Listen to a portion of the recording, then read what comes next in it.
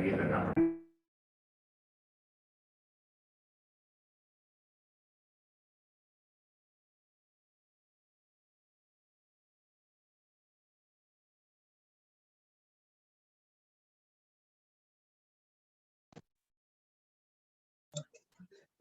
بسم اللہ الرحمن الرحیم. ہمارے ان لیکچر سیریز کا یہ دوسرا لیکچر ہے. میں نے صبح پہلے لیکچر کے آغاز میں یہ بات بیان کی تھی کہ اس سیریز کا عنوان ہے اللہ تعالیٰ ہم سے کیا چاہتا ہے. اس میں دو حصے ہیں. حصہ اول، حصہ دوم. 6 لیکچرز ہوں گے. پہلے حصے کے لیکچرز کا عنوان ہے تزکیہ نفس، اور دوسرے حصے کا عنوان ہوگا ہم ایمان کی روشنی میں زندگی کیسے گزاریں. میں نے صبح کے پہلے لیکچر میں تزکیہ نفس سے متعلق کچھ بنیادی باتیں بیان کی تھی، اور میں نے یہ بتایا تھا کہ قرآن مجید نے یہ بات واضح کی ہے کہ اس دنیا کے امتحان میں وہ نصب العین ٹارگٹ کہ جو اللہ تعالیٰ ہم سے چاہتے ہیں کہ ہم اچیو کریں، تاکہ اس کو اچیو کرنے کے نتیجے میں ہم جنت کے مستحق بنیں، وہ تزکیہ نفس ہے. یعنی ہم اپنے اندر کی آلائشیں، خامیاں، گندگیاں، ان کو دور کریں، اور چنانچہ اس کے نتیجے میں ہمارے اندر اللہ نے جو ایک غیر معمولی پوٹینشل رکھا ہے ایکسل کرنے کا، اخلاق میں اور روحانیت میں، یعنی دوسرے بندوں کے ساتھ بہترین رویہ اختیار کرنے کا جو پوٹینشل ہم میں ہے، اور اللہ کے بہت قریب آنے کا جو ہم میں پوٹینشل ہے، وہ ریئلائز ہو، اس میں ہم آگے بڑھیں. اس کے راستے میں رکاوٹیں ہماری انانیت ہے، ایگو، ایروگنس، اور ہماری خواہشات. چنانچہ تزکیے کا عمل دو گنا ہے.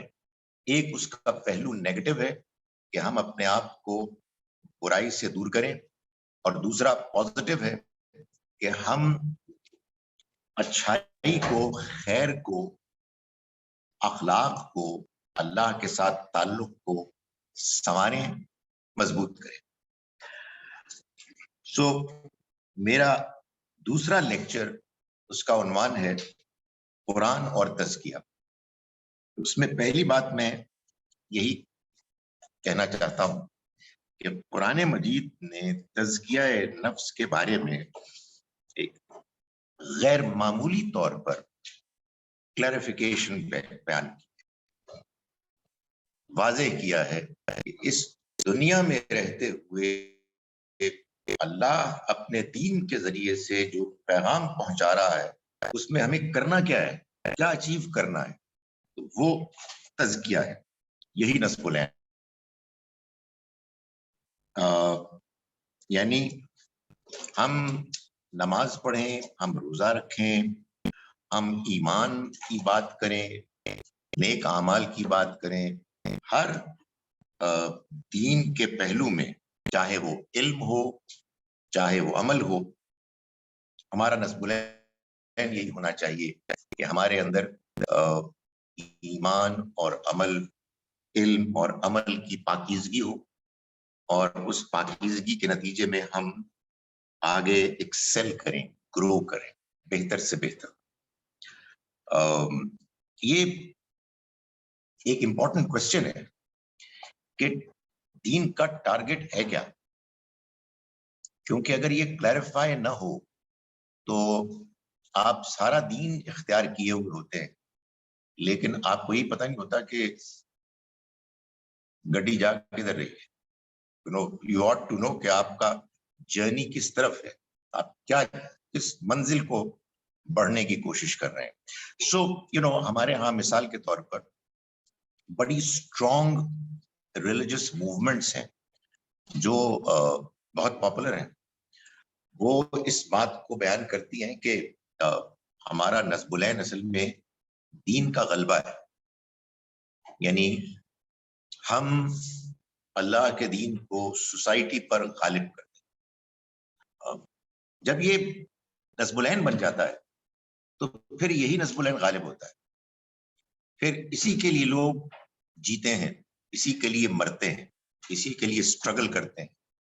پھر کوئی مسئلہ نہیں ہے کہ مار دھاڑ ہو، کوئی مسئلہ نہیں ہے کہ آپ وہ سب کچھ کریں کہ جو اس کو اچیو کرنے کے لیے کرنا ضروری ہے. لیکن اگر یہ معلوم ہو کہ نہیں، وہ تو اگر کبھی کوئی اس طرح کی کوئی اسٹرگل ہے جیسے جہاد ہے، وہ بھی اصل میں اسی تزکیے کو اچیو کرنے کے لیے، تو پھر یہ ٹارگٹ، یہ نصب العین ہمیشہ سامنے رہے گا اور ہر عمل میں اس کو دیکھا جائے، اس کو کبھی کمپرومائز نہیں کیا جائے گا. سو قرآن اور تزکیے کے عنوان سے جو میری اس وقت کی پریزنٹیشن ہے، اس میں پہلا نقطہ یہی ہے کہ قرآن مجید نے تزکیے کو دین کے اصل نصب العین اور ٹارگٹ کو غیر معمولی طور پر انمسٹیکیبل کلیئرٹی کے ساتھ پیش کیا. میں اس کی آیات صبح کی پریزنٹیشن میں بیان کر چکا ہوں. آیت سورہ جمعہ کی آیت نمبر 2 ہے، 62 ورس 2، جس میں اللہ تعالیٰ نے یہ بتایا کہ اللہ نے اپنے پیغمبر صلی اللہ علیہ وسلم کو بھیجا تاکہ وہ لوگوں کے سامنے اللہ کی آیات پیش کریں اور ان کا تزکیہ کریں، اور اس کے ذریعے سے اس کو حاصل کرنے کے لیے کتاب اور حکمت کی تعلیم دیں. اور بھی آیات میں نے دیں. اب دوسری بات جو میں پیش کر رہا ہوں یہ ہے کہ قرآن مجید سے معلوم ہوتا ہے جب پیغمبر دعوت دیتے ہیں، لوگوں کو انوائٹ کرتے ہیں، اس میں بھی اصل میں وہی بات کہتے ہیں کہ ہم یہ چاہتے ہیں کہ آپ لوگ اپنا تزکیہ کریں، اس لیے کہ یہی تزکیہ ہے کہ جو بالآخر آپ کو آخرت میں کامیاب کرے گا. چنانچہ سورہ نمبر 80 ہے، عبسہ. یہ قرآن مجید کی ان ابتدائی صورتوں میں سے ایک ہے کہ جس میں نبی اکرم صلی اللہ علیہ وسلم نے دعوت دی اپنی قوم کے لوگوں، اور ایک واقعہ قرآن کی آیات ہی سے معلوم ہوتا ہے کہ یوں ہو گیا کہ آپ دعوت دے رہے تھے لیڈرز کو، جو انفلوئنشل لوگ تھے، اور آپ دعوت دے رہے تھے اس جذبے سے کہ یہ مان لیں گے تو کام بن جائے گا، ساری سوسائٹی چینج ہو جائے گی. اس زمانے میں تو خاص طور پر جو ایلیٹ کلاس ہوتی تھی، جو لیڈرز ہوتے تھے، اگر آپ ان کو کسی نظریے کا قائل کر لیں تو پوری سوسائٹی تبدیل ہو جاتی تھی. یہ آپ کا ملیشیا کہتے ہیں کہ ایک راجا تھا جو مسلمان ہو گیا تو اوور نائٹ سارا اس کے ساتھ جو لوگ تھے، اس کی ٹرائب، سب مسلمان ہو گئے. تو اس وجہ سے یہ بڑی ہی انڈرسٹینڈیبل بات ہے کہ نبی صلی اللہ علیہ وسلم یہ دعوت دے رہے تھے بہت فوکس کے ساتھ کہ اچانک کہیں سے ایک نابینا صحابی آ گئے، عبداللہ ابن ام مکتوم. انہیں کیا پتا کیا ہو رہا ہے، اس پر نبی صلی اللہ علیہ وسلم اپسیٹ ہوئے. تو اس کو قرآن مجید نے بیان کیا ہے سورہ عبسہ و تولی میں. عبسہ و تولی، انہوں نے یعنی پیغمبر نے تیوری چڑھائی اور منہ موڑا، ان جاءہ الاعمی، کہ آیا ان کے پاس ایک نابینا. وما یدریک لعلہ یزکیٰ، قرآن یہ کہتا ہے کہ پیغمبر آپ کو کیا معلوم، شاید وہ تزکیہ حاصل کرتا، پاکیزگی حاصل کرتا. یعنی آپ کا تو مقصد یہ تھا. اور او یذکر فتنفعہ الذکریٰ، یا نصیحت سنتا تو نصیحت اسے فائدہ پہنچاتا. یعنی یہ بتایا گیا ہے کہ اصل میں تو آپ کو یہ اچیو کرنا ہے، یہ مقصد جو اچیو کرنے کے لیے آمادہ اور تیار ہے، آپ کو اسی پر فوکس کرنا چاہیے. رہے وہ لوگ کہ جو اس میں انٹرسٹڈ نہیں ہیں، آپ کی ان کو بات پہنچانے کی ذمہ داری ایسے نہیں ہے کہ وہ لازماً اس کو مان نہیں مانتے، ان کی مرضی ہے۔ اسی طرح سے سورہ نازعات ہے، اس سے پچھلی سورہ نمبر 79، جس میں اللہ تعالیٰ نے بتایا کہ موسیٰ علیہ السلام کو اللہ نے جب دعوت دینے کو کہا فرعون کو، فرمایا کہ اذهب الی فرعون انه طغى، تم جاؤ فرعون کی طرف، سرکش ہو گیا ہے۔ فقل هل لك الى ان تزكى، تم کہو اس کو کہ کیا تمہیں اس میں کوئی دلچسپی ہے کہ تم اپنا تزکیہ کرو۔ تو معلوم یہ ہوا کہ فرعون کو بھی یہی بات کہی جا رہی ہے کہ اگر تم انٹرسٹڈ ہو کہ تم اپنا تزکیہ کرو تو پھر میں تمہیں سمجھاتا ہوں۔ اس سے ایک بات تو یہ بھی معلوم ہوئی کہ اگر کوئی انٹرسٹڈ نہیں ہے تو کچھ نہیں ہو سکتا۔ اور دوسری اگلی بات نے یہ بتایا کہ یہ ہوگا کیسے، فرمایا کہ وَأَهْدِيَكَ إِلَىٰ رَبِّكَ فَتَخْشَىٰ، اور میں تمہاری رہنمائی کروں تمہارے رب کی طرف، تو تمہارا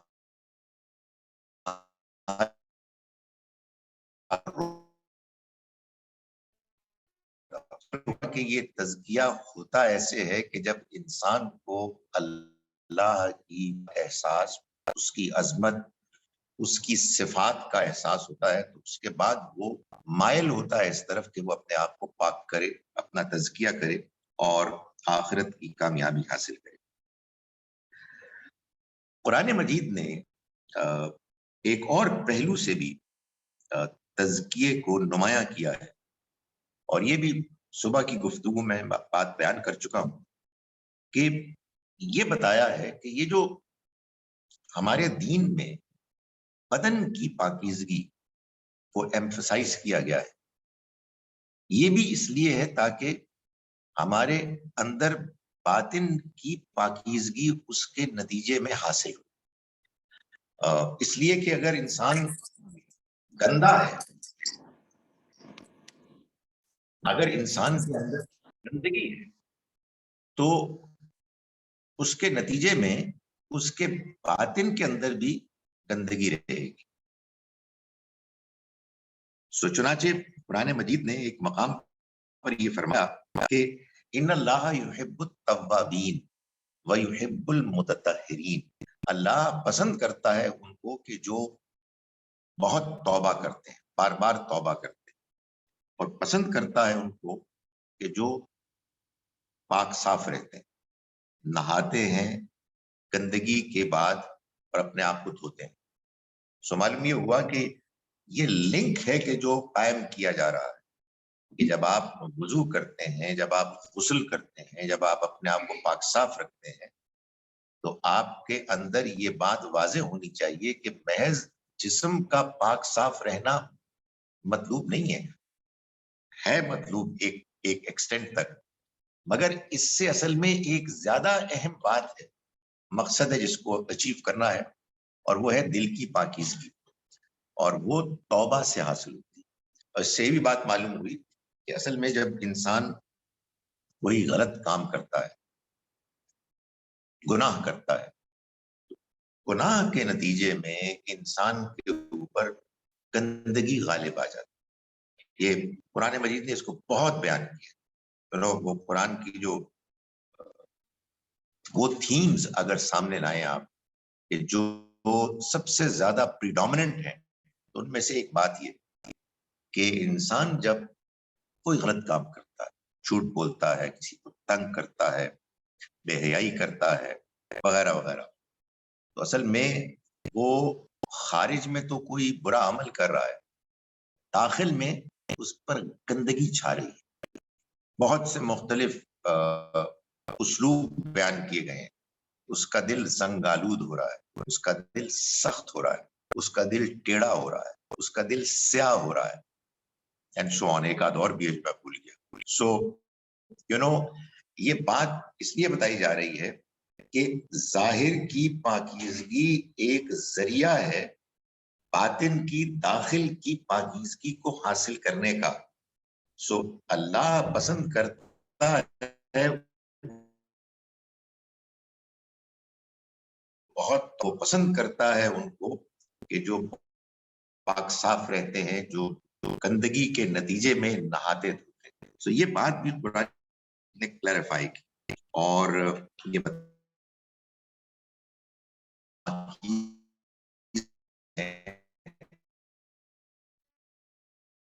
خوراک،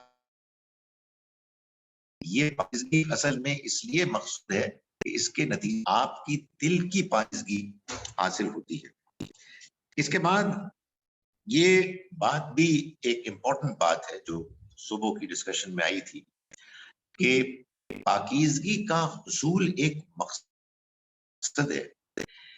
یہ بات اللہ کے دین نے بیان کی، لیکن یہ بات ان مذاہب میں بھی بیان ہوئی کہ جو اللہ کی وحی کی روشنی کے بغیر، یا آپ یوں کہیے کہ اللہ کے دین کی روشنی حاصل ہو بھی گئی تو اس کو ذرا نظر انداز کر کے ایک اور نصب العین قائم کیا گیا کہ ہمیں پاکیزگی حاصل کرنی ہے اور ہر چیز کو چھوڑ کر پاکیزگی حاصل کرنی ہے.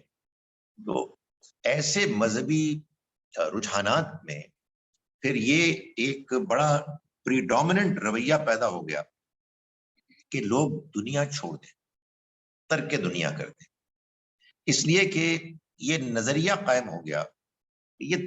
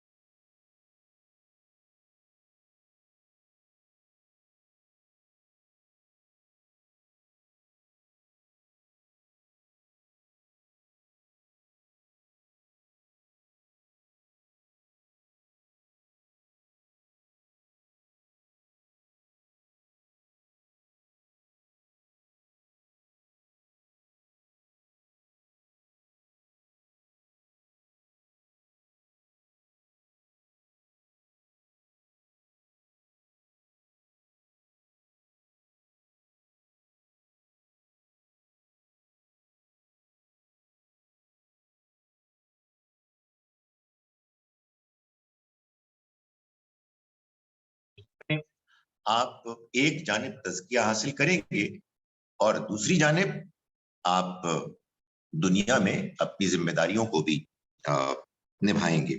چنانچہ ہم یہ جانتے ہیں کہ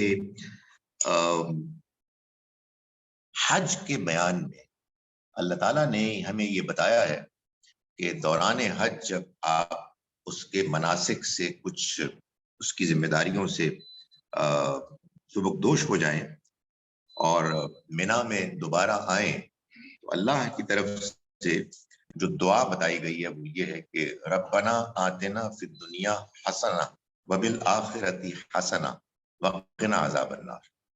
اے ہمارے رب تو ہمیں دنیا میں بھی بھلائی عطا فرما اور آخرت میں بھی بھلائی عطا فرما اور ہمیں آگ کے عذاب سے بچا. یعنی کہنے کا مقصد یہ ہے کہ دنیا کی زندگی کی بھلائی، دنیا میں ایک اچھی کوالٹی آف لائف کا حصول، یہ کوئی کنڈیمنیبل چیز نہیں ہے. یہ کوئی ایسی چیز نہیں ہے کہ جس کو آپ نظر انداز کر کے ہی آخرت کی کامیابی حاصل کر سکتے ہیں. دونوں جہاں کی کامیابی کے حصول کو ہمیں ٹارگٹ کرنا چاہیے. سو ایک بیلنسڈ لیونگ ہے کہ جس کو اللہ تعالیٰ نے ایمفسائز کیا ہے. اور ساتھ ہی ساتھ قرآن مجید نے رہبانیت کو کنڈیم کیا ہے اور یہ بتایا ہے کہ یہ اللہ کے دین رہبانیت یعنی کہ دنیا کو چھوڑ کر آپ اللہ اللہ کریں اور اپنا تزکیہ کریں، اس لیے کہ دنیا میں جائیں گے تو پھر خراب ہو جائیں گے آپ. دنیا بڑی خراب ہے تو کہیں اور چلتے ہیں. سو اللہ تعالیٰ نے یہ بتایا کہ یہ ٹھیک نہیں. چنانچہ سورہ حدید ہے، سورہ نمبر 57، جس میں آیت نمبر 27 میں اللہ تعالیٰ فرماتے ہیں کہ وَرَهْبَانِيَّةً ابْتَدَعُوهَا، کرسچنز کے بارے میں بات کرتے ہوئے کہ جنہوں نے مسیح علیہ السلام کے بعد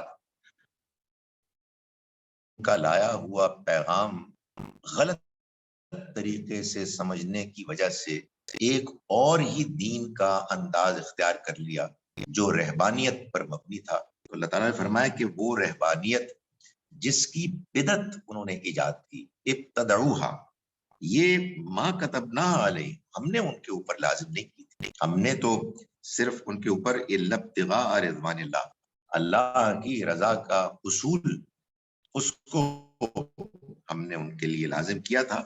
تو یہ اللہ کا دین نہیں ہے، یعنی دین دنیا کو چھوڑنا.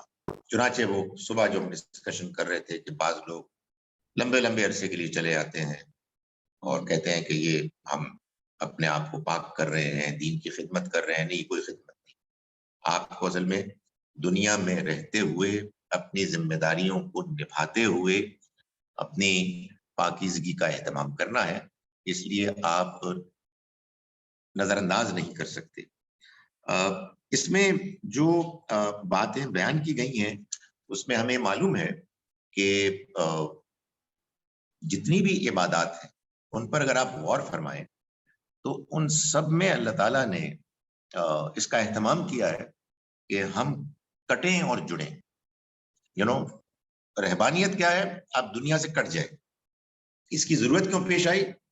اس لیے کہ دنیا میں آپ رہتے ہیں تو بہرحال انسان متاثر ہوتا ہے. آپ کہیں جائیں کسی دوستوں کی کمپنی میں یا کہیں اور، ہنسی مذاق کریں، کچھ تھوڑا سا آپ کے خیال میں جو اچھا وقت گزارتے ہیں آپ گزاریں، تو یہ آنیسٹلی ہوتا تو ہے کہ اندر سے ایمٹی سا ہو جاتا ہے. مطلب اچھا تو لگا لیکن کچھ کھو کے آئے ہیں، تو یہ تو ہے. لیکن اس کا یہ مطلب نہیں ہے کہ آپ اس کو بالکل چھوڑ دیں، بلکہ یہ بتایا گیا ہے کہ ہم رہیں، کٹیں، پھر جائیں، پھر کٹیں. اس کی ایک بہترین مثال نماز ہے. یعنی یہ آپ نے کبھی غور نہیں کیا، یہ ایک غیر معمولی ایکسرسائز. دن میں 5 مرتبہ اس دنیا کی زندگی کے منجدار میں آپ انوالوڈ ہوتے ہیں، اس کے فلو میں آپ ہوتے ہیں، اور اچانک وقت آتا ہے اور کہتے ہیں کہ نہیں، it's time for my God, اللہ کے لیے مجھے اب دنیا سے کٹنا ہے. اور یہ جو ہم ہاتھ اٹھاتے ہیں اس کے یہ سمبل ہے. اس میں ایک تو خیر یہ کہتے ہیں کہ ہم کہتے ہیں اللہ اکبر، اللہ سب سے بڑا ہے، لیکن بعض لوگوں کا خیال ہے کہ اس میں یہ چیز بھی ہے کہ دنیا سے میں نے ہاتھ اٹھا دیا. For the time being I have got nothing to do with it.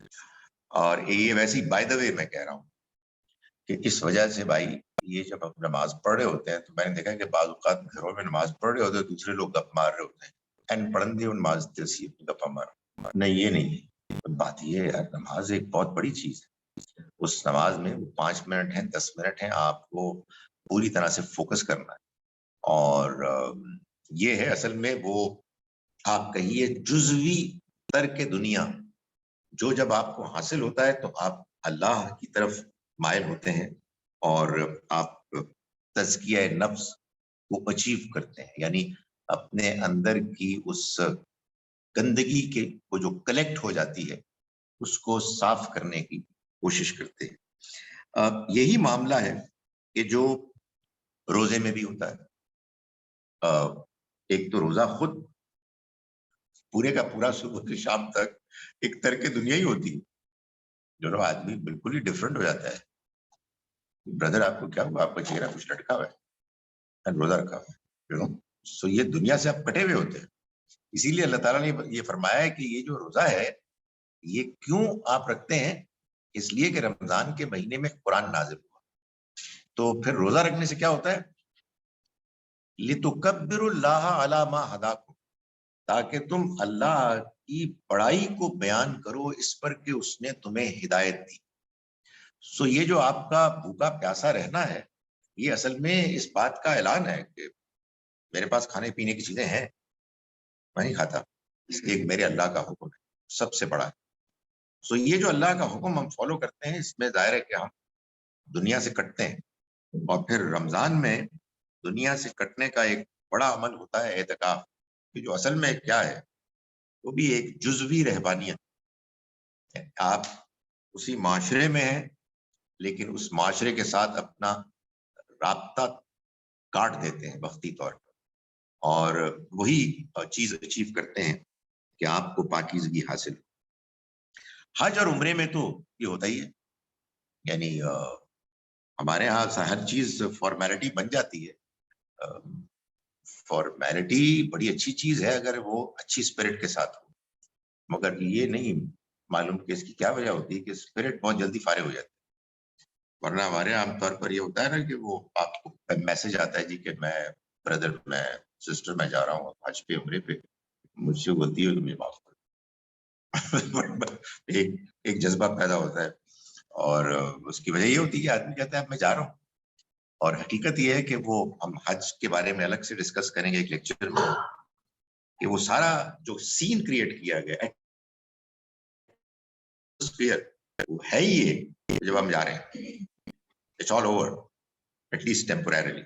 تو یہ بھی اصل میں ایک رہبانیت کی جزوی شکل. مگر اگین جو بات میں نے کی تھی وہ یہ ہے کہ قرآن مجید نے تزکیے کے عمل میں جو کنٹریبیوشن غیر معمولی کی ہے ان میں سے ایک یہ بھی ہے کہ ہم تزکیے کے حصول کے لیے جو ایفرٹس کریں گے اس میں یہ بیلنس ہوگا کہ ہم دنیا میں رہتے ہوئے اس کو اختیار کریں گے. ایک تو یوں بھی اپروچ ہی یہی ہے کہ ہمیں دنیا بھی مطلوب ہے اور آخرت بھی مطلوب. ایسا نہیں ہے کہ ایک کو چھوڑ کر دوسرے کو اختیار کرنا ہے. اور دوسرا جو عبادات بتائی گئی ہیں ان عبادات میں بھی یہی کچھ ہو رہا ہے، آپ کٹ رہے ہیں پھر جڑ رہے ہیں. سو یہ قرآن مجید کا ایک کنٹریبیوشن ہے کہ یہ واضح کیا گیا ہے کہ حصول تزکیے کے لیے ہمیں توازن اختیار کرنا ہے. اس کے بعد آپ آئیے قرآن مجید کی تلاوت اور تزکیہ. قرآن کو جب آپ پڑھتے ہیں تو اس میں کوئی شبہ نہیں ہے کہ تزکیے کے حصول کا ان مائی ہمبل اوپینین سب سے زیادہ افیکٹو طریقہ، سب سے زیادہ مؤثر تجربہ ہوتا ہے کہ آدمی قرآن کی تلاوت کرتا ہے اور اس کا تزکیہ ہوتا ہے. لیکن اس کے لیے کچھ شرائط ہیں. ان میں سے پہلی شرط ہے تدبر. آپ غور و فکر کے ساتھ پڑھیں، آپ سمجھ کے پڑھیں، آپ اس کو کرٹیکلی پڑھیں، آپ اس کی ڈیپتھ میں جائیں. اگر آپ اس طرح قرآن پڑھ رہے ہیں تو قرآن مجید آپ کے لیے اپنے آپ کو پاک کرنے اور اپنے آپ کو بہترین انسان بنانے اور اپنے آپ کو اللہ کے قریب کرنے کا سب سے افیکٹو مؤثر ذریعہ نظر آئے. لیکن شرط کیا ہے؟ تدبر. چنانچہ قرآن مجید نے اس بات کو 2 جگہ بیان کیا ہے. سورہ نساء سورہ نمبر 4 آیت نمبر 82 میں اللہ تعالیٰ فرماتے ہیں افلا یتدبرون القرآن، کیا یہ قرآن پر غور نہیں کرتے؟ ولو کان من عند غیر اللہ، اگر یہ اللہ کے علاوہ کسی اور کی جانب سے ہوتا، لوجدوا فیہ اختلافا کثیرا، تو یہ اس میں بہت اختلاف، بہت تضاد محسوس کرتے. یہ بڑی امپورٹنٹ بات ہے. یعنی بات یہ کہ ہم تو اصل میں مانتے ہیں قرآن کو کہ اللہ کی کتاب ہے. کیوں؟ یہ ساری کہہ رہے ہیں. اس سے مختلف بات کی تو آپ کو گھنٹی پڑ جائے گی، اور یہی سنتے چلے آ رہے ہیں. اور یہ دنیا میں بڑا کمال ہے. آپ دیکھیں کبھی غور کریں، بندہ جدھر پیدا ہوتا ہے نمستے یہ کر رہا ہوتا ہے، مسلمان کو یہ کر رہے ہو، جو بتا دیا جاتا ہے بہت زبردست اس کو فالو کرتے اور کہتے ہیں کہ ہم بالکل یہ مانتے ہیں اور ہم ڈیووٹڈ ہیں. ڈیووشن کیا ہوتی ہے؟ آپ کی جو کلچر ہے، ٹریڈیشن ہے، اس کو فالو کرتے. کچھ نہیں ہوتا، صرف ٹریڈیشن ہوتی ہے. اس لیے کہ ٹریڈیشن کو سمجھ کے آپ اس کی گہرائی میں جائیں گے جب آپ یہ کریں گے تدبر. تو تدبر نہایت ضروری ہے. اور قرآن آپ یہ دیکھیے کہ وہ کتاب ہے کہ جو اپنے پڑھنے والوں کو کہہ رہی ہے کہ سمجھ کے پڑھو. آپ اندازہ کریں کہ اگر کوئی بندہ دوسروں کو بیوقوف بنانا چاہے تو کہے گا تم میری گل سنو، میری بات سنو، میں تمہیں بتا رہا ہوں، اس کے علاوہ کسی اور کی بات نہیں سنو، اور سنو اور مانو۔ قرآن کہہ رہا ہے میری بات کو تم گہرائی سے سمجھو اور دیکھو اس میں کوئی کنٹرڈکشن ہے، نہیں ملے گی تمہیں۔ کیسے پتہ لگے گا تمہیں؟ جب تم تدبر سے پڑھو گے، اس کے نتیجے میں تمہیں وہ چیز نصیب ہوگی جس کو کہتے ہیں ایمان، یعنی ایمان حقیقی۔ ایمان حقیقی انسان کو اس وقت، اس دن، اس موقع پر نصیب ہوتا ہے جب آدمی قرآن کو پڑھ کر یہ کہتا ہے کہ او واو، یہ تو واقعی ٹھیک ہے، تو صحیح ہے، یہ تو اللہ کی کتاب ہے، میں نے تو اس کو ریئلائز نہیں کیا تھا۔ وہ کوئی دن ہوتا ہے، کوئی لمحہ ہوتا ہے جب آدمی کو پڑھتے پڑھتے احساس ہوتا ہے، اور قرآن یہ کہتا ہے یہ آپ کو ملے گا تدبر کے نتیجے۔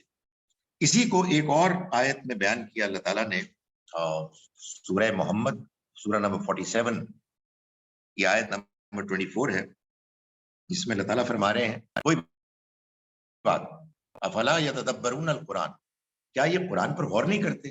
وہی ایک ملامت کرنے کا ایک انداز، حیرت کا انداز کہ کمال ہے، یہ غور ہی کر رہے ہیں، قرآن پڑھ رہے ہیں، اس پہ تدبر نہیں کر رہے۔ ام علی قلوب اقفالها، یا ان کے دلوں پر تالے پڑ گئے۔ کیا وجہ ہے کہ قرآن پڑھ رہے ہیں لیکن اس پہ غور نہیں کر رہے؟ پہلی شرط قرآن سے فائدہ اٹھانے کی یہ ہے کہ آپ قرآن مجید پر تدبر کریں۔ تدبر آپ کریں گے تو آپ کیا کریں گے؟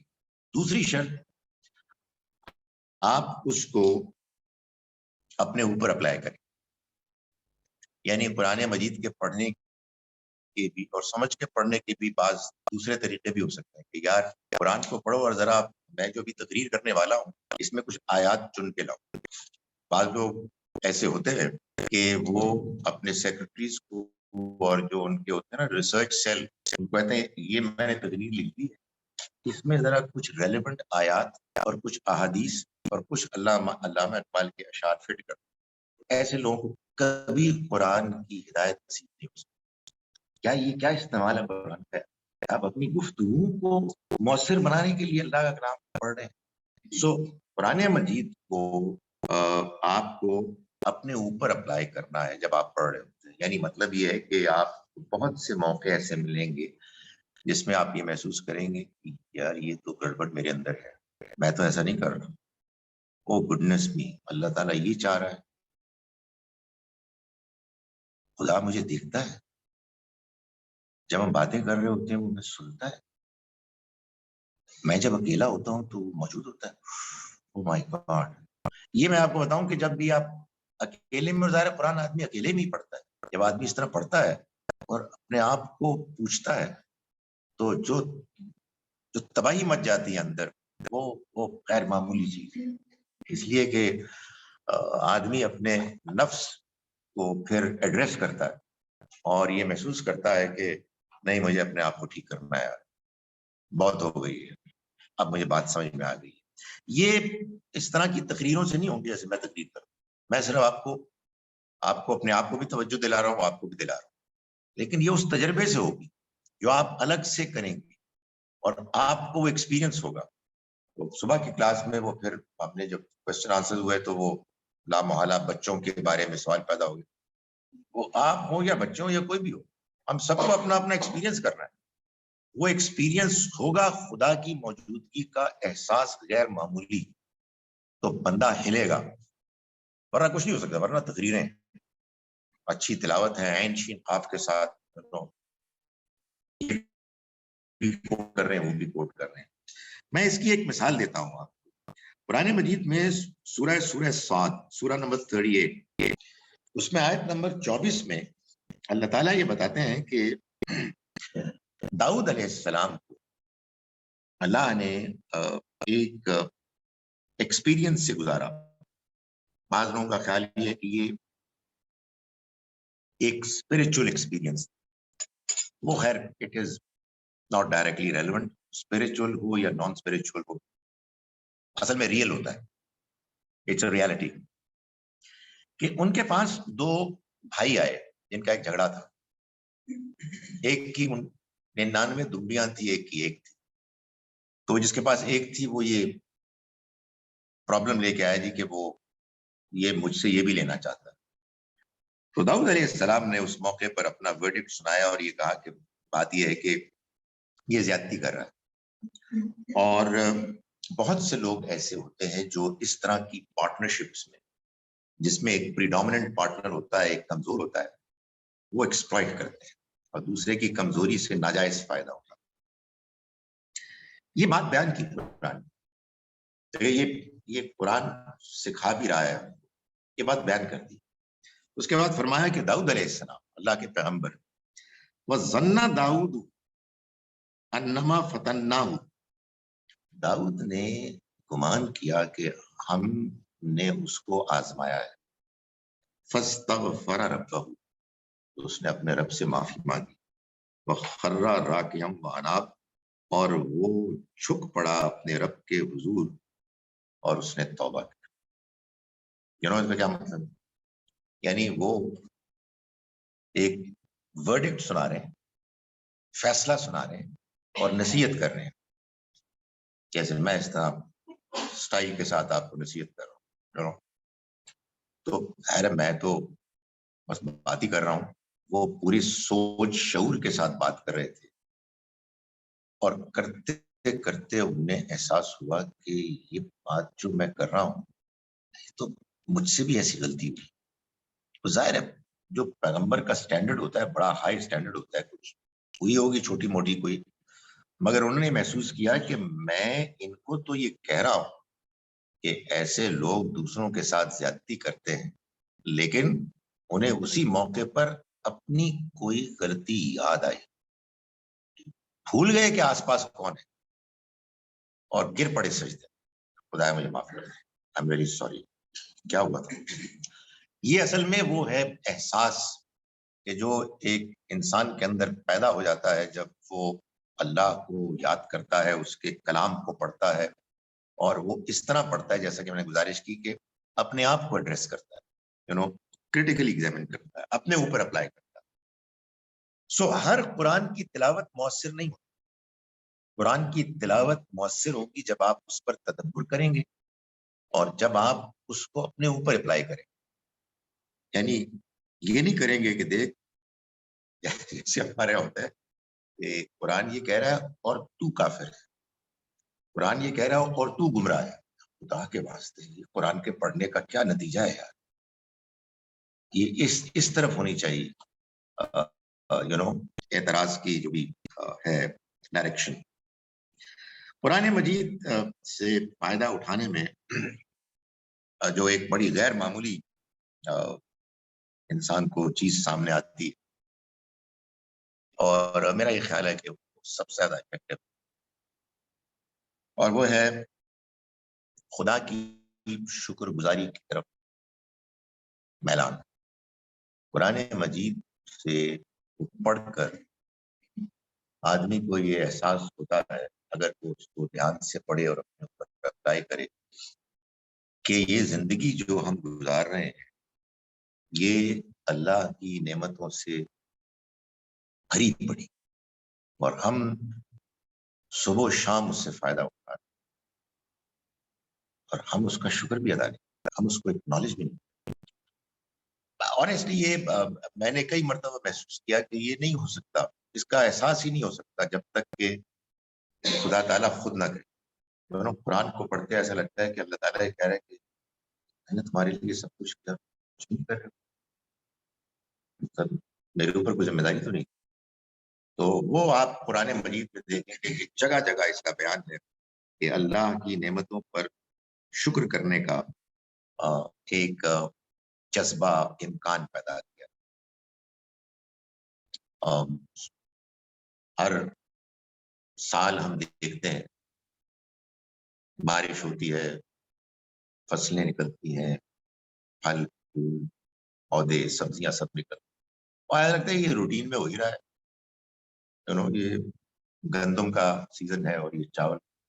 خدا تعالیٰ یہ بتاتا ہے میں نے آسمان میں بادل بنا کر بھیجے، پانی سے لدے ہوئے، زمین کو زرخیزی دی، بارش برسی، تم نے تو ایک بیج ڈالا، اس کے بعد بیج پھوٹا ہے، زمین سے نکلا ہے، اور پھر آہستہ آہستہ بڑھائے.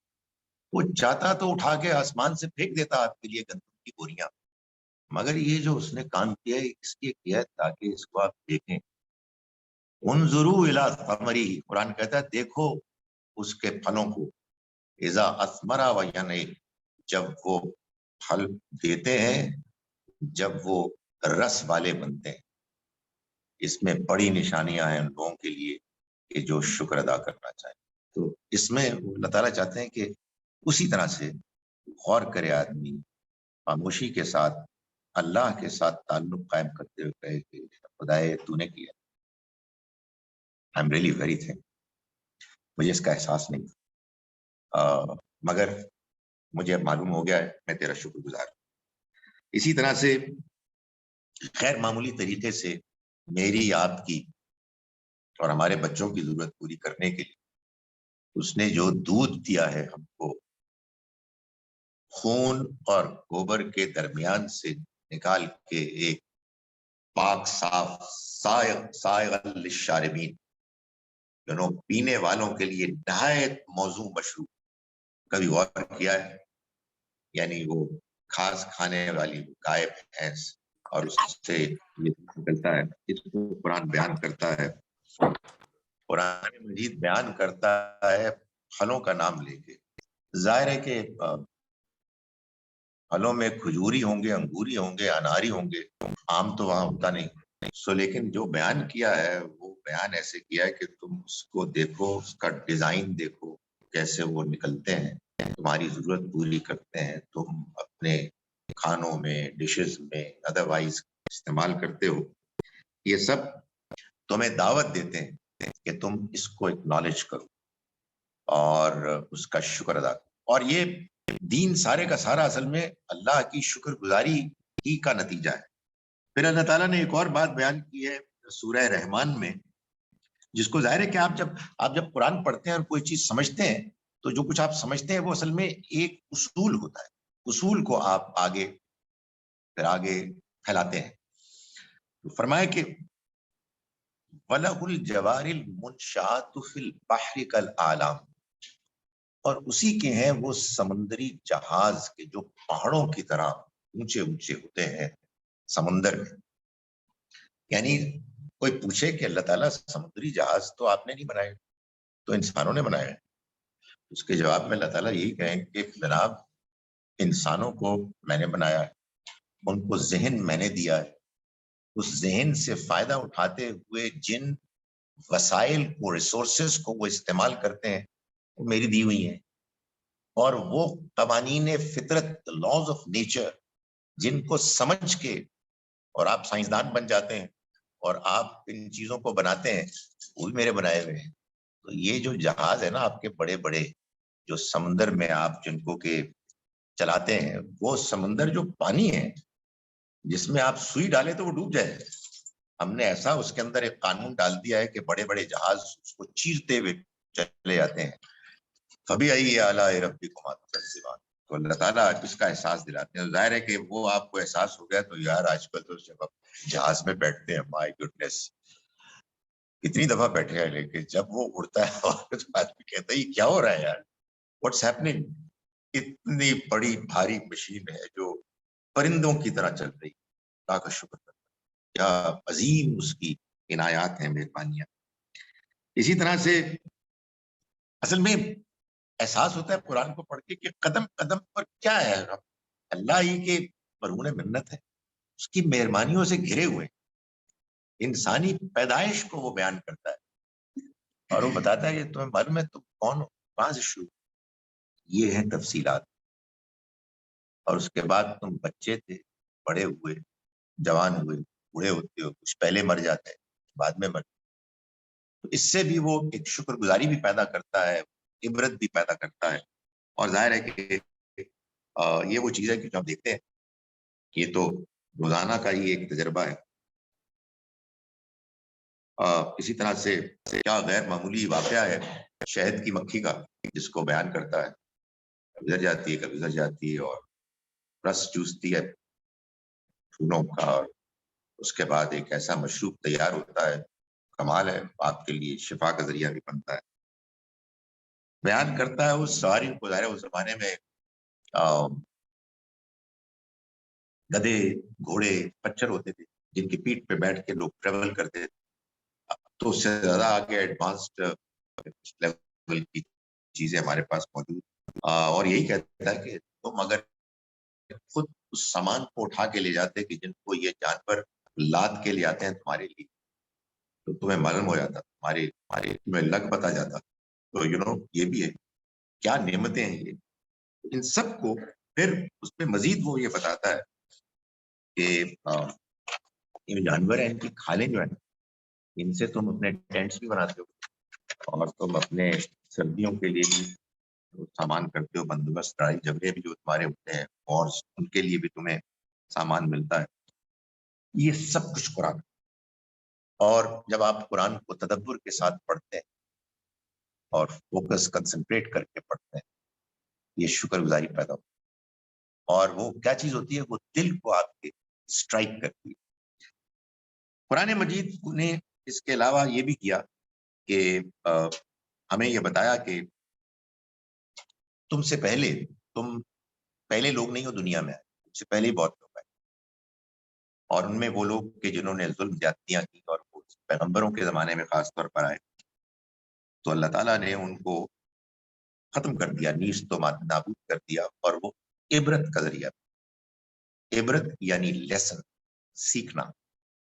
مطلب یہ ایک بڑی قابل غور بات ہے کہ ہم آرام سے بیٹھے ہوئے اس وقت زندگی گزار رہے ہیں, لیکن یہ بات بالکل طے شدہ ہے. آدمی بیوقوف ہوتا ہے کہ آدمی زندگی گزار رہا ہوتا ہے نوئنگ فل ویل اس سے پہلے کتنی ہی جنریشن آ کے جا چکی ہیں, اور ہماری طرح تھے وہ, آرام سے کوئی مسئلہ نہیں, سب ٹھیک ہے. مقصد obviously یہ نہیں ہے کہ آپ سارا وقت ڈرتے رہیں, لیکن ایک عبرت, ایک سبق ہونا چاہیے کہ ہم اپنے آپ کو ٹھیک رکھیں, ہم اپنا تزکیہ کریں, اپنے آپ کو پاک کریں. یہ قرآن کرتا ہے,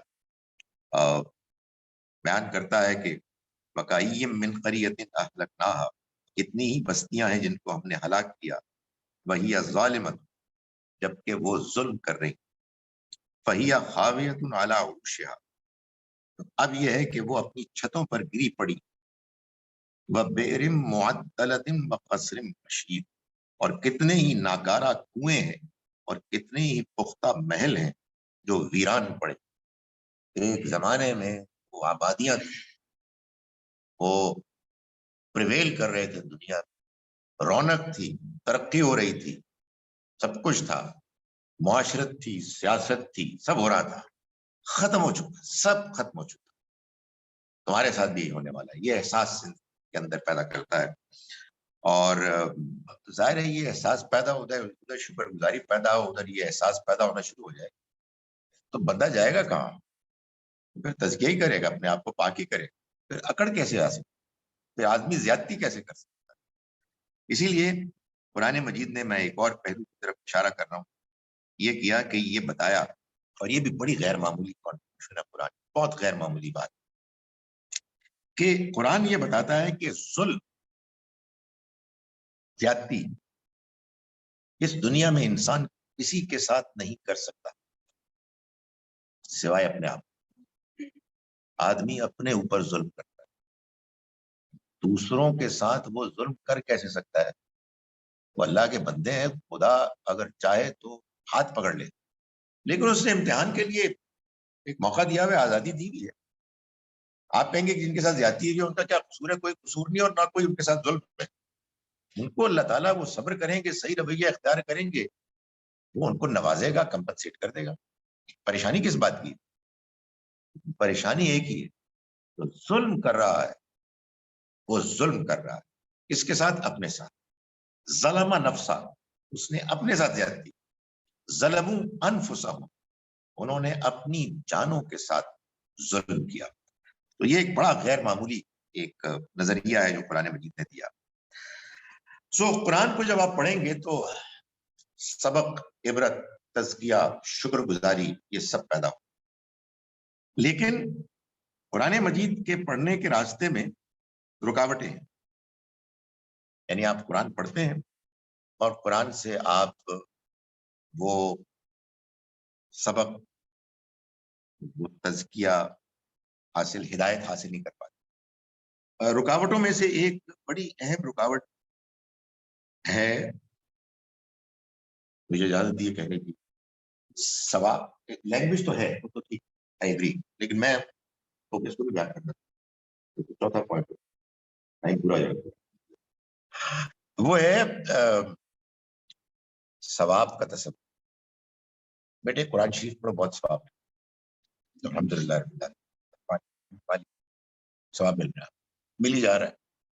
سو کہنے کا مقصد یہ ہے کہ یار وہ کتاب کے جس نے آپ کے اندر غیر معمولی تبدیلی پیدا کرنی، اس کتاب کو آپ اس اپنے اندر ہلچل مچانے کی اس پاسبلٹی کو اگنور کر کے پڑھ رہے ہیں، اور ضمیر کے اس اطمینان سے پڑھنے کا بڑا زبردست کام کریں. کیوں؟ اس لیے کہ آپ کو ثواب ملے. اچھا ویسے ہی آپ کو یہ بتایا کس نے کہ آپ کو یہ ثواب، کس نے بتایا؟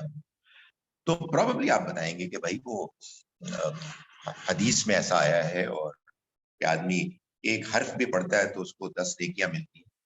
فائن، یہ بات ٹھیک ہے، لیکن یہ کیسے ہو سکتا ہے کہ حدیث میں کوئی بات آئی ہو اور وہ قرآن مجید سے مختلف کر رہی ہو؟ قرآن ہی کی وضاحت ہوگی نا.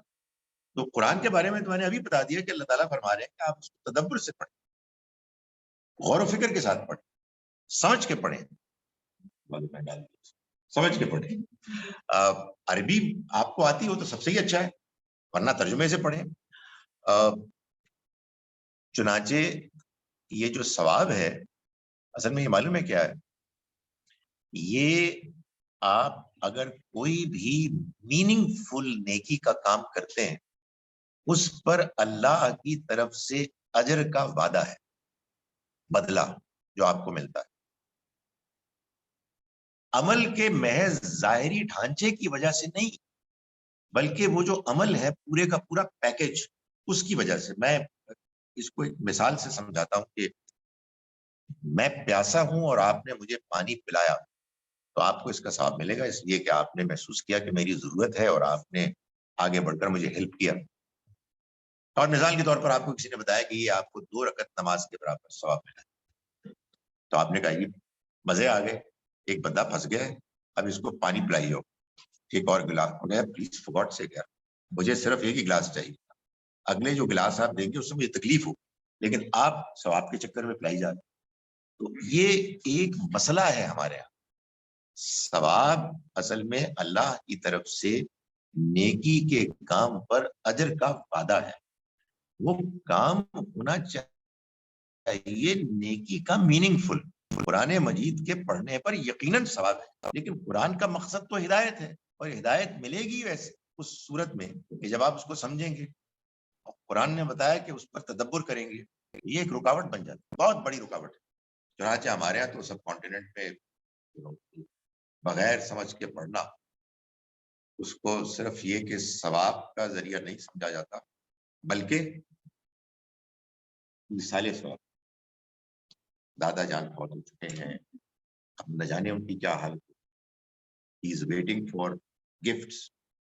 تو آپ ایک سپارہ ایک اور چکر، پتہ نہیں کس نے یہ سپارے ایجاد کی ہے. اللہ تعالیٰ اس کی یقیناً مغفرت کرے، اس کی نیت اس کی تھی اس بندے کی، لیکن تھا کچھ وہ mathematical minded. Exact 30 equal parts, ایسے ایکول پارٹس کیے اس اللہ کے بندے نے کہ سورہ ہجر کی ایک آیت ادھر رکھی اور پوری سورہ ہجر ادھر یار پارٹ سے کہ وہ آگے پیچھے کر لیتے. بھی کیا ریاضی کی دلچسپی آتی. سو وہ ہمارے یہاں تو سوچتے ہی نہیں. جب آپ نے ایک مرتبہ یہ طے کر لیا کہ اللہ کی کتاب کے جو آپ کی ہدایت کے لیے آئی ہے وہ بغیر سمجھ کے پڑھنے سے بھی آپ کے لیے ثواب فائدہ پہنچائے گی، تو باقی یہ چیزیں تو ہوں گی آپ سے، آپ اور مثال ثواب بھی ہوگا. لیکن تزکیہ نفس، انڈرسٹینڈنگ، وہ آپ کو حاصل نہیں. دوسری چیز میں بتا چکا کہ قرآن کو پڑھتے ہوئے لوگ اپنے نظریات کی تائید کے لیے پڑھتے ہیں. کیا آپ نے ایک نظریہ قائم کر لیا ہے؟ آپ آلریڈی کسی نقطہ نظر کے قائل ہیں، آپ کسی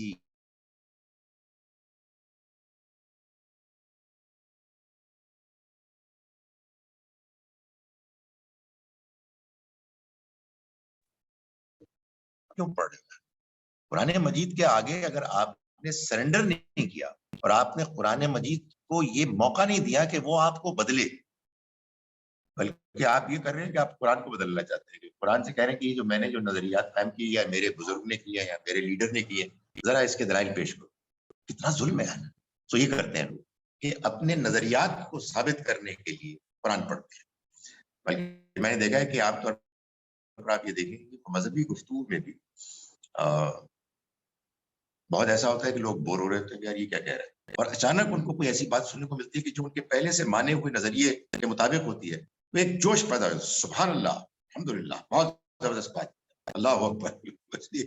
ان کو اپنی مانی ہوئی بات کو کی سپورٹ مل جاتی ہے. نہیں، بات یہ ہے کہ ہمیں صحیح بات جاننی ہے، اور اس صحیح بات جاننے کے نتیجے میں لازماً بعض اوقات ہمیں اپنی پہلے سے مانی ہوئی بات کی غلطی کا احساس ہوگا، اور اسی کے لیے ہمیں قرآن پڑھنا چاہیے، نہ کہ ہم قرآن کو پڑھیں کہ اپنی پہلے سے مانی ہوئی باتوں کو ہم وہاں کنفرم کریں. یعنی ہمیں قرآن سے ہدایت پانی ہے، نہ کہ ہم کو قرآن کو ہدایت دینی. سو یہ الٹ ہو جائے گا. اور تیسری ایک پرابلم، رکاوٹ یہ ہے کہ یہ بھی ایک بڑی پرابلم ہے کہ آپ قرآن کو احکام کی کتاب کے طور پر پڑھیں. یہ میں نے دیکھا ہے بہت سارے لوگوں کو، بھائی عمل کرنا ہے قرآن پہ، بھائی صرف پڑھنا ہی نہیں ہے. مطلب آپ نے جب اپنے اوپر یہ بات طاری کر لی نا کہ قرآن پر عمل کرنا ہے، تو پھر آپ عمل کی چیزیں دیکھیں.